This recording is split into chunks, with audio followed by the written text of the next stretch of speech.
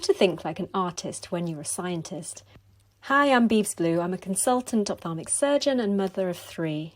Through 20 years of studying sciences as a medical doctor, my brain has been trained to think logically and linearly in order to gather appropriate information and use it to formulate a diagnosis and management plan for my patients.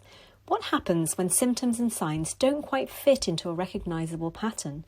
An example is just last week when I saw a patient with vague symptoms in her right eye, such as a glaring afterimage. Her examination and eye scans were completely normal, but to just reassure her that nothing was wrong didn't sit right with me, so I took a step back and thought outside the box.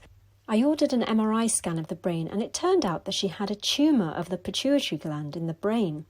I recently read the book Think Like an Artist by Will Gompertz.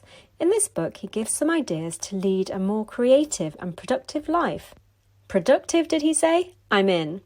One of the main messages of this book are that we are all artists. We all have a creative drive, which is often sadly suppressed in many of us when we reach adulthood. Sometimes it's important to tap into that creativity. Here are 6 ways to do this according to the book. Number 1, be enterprising. All successful artists are. They need to have a sensitivity to marketing and branding. Artists are entrepreneurs.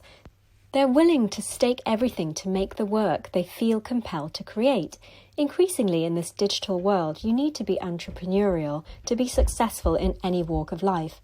To be a successful doctor, you have to put in the work to gain the knowledge and then apply it to your patients. To be successful in any career, you have to get good at what you do and market yourself well.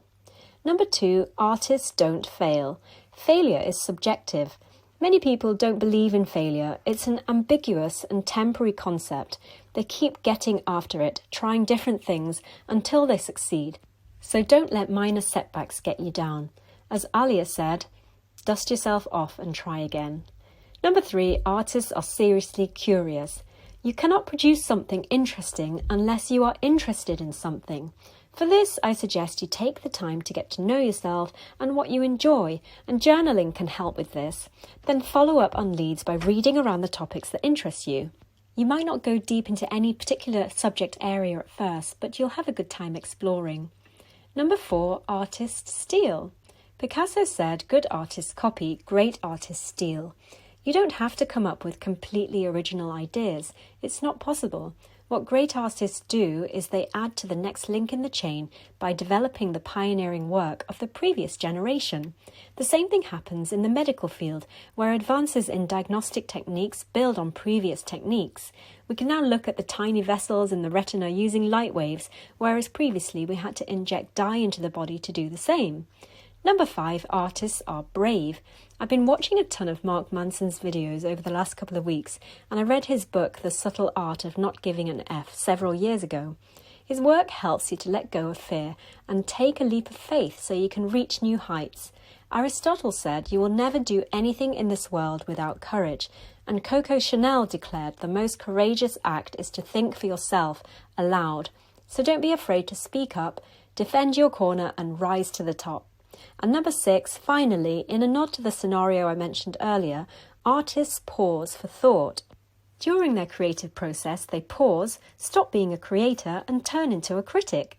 They evaluate their efforts thus far and look for sloppiness and technical mistakes.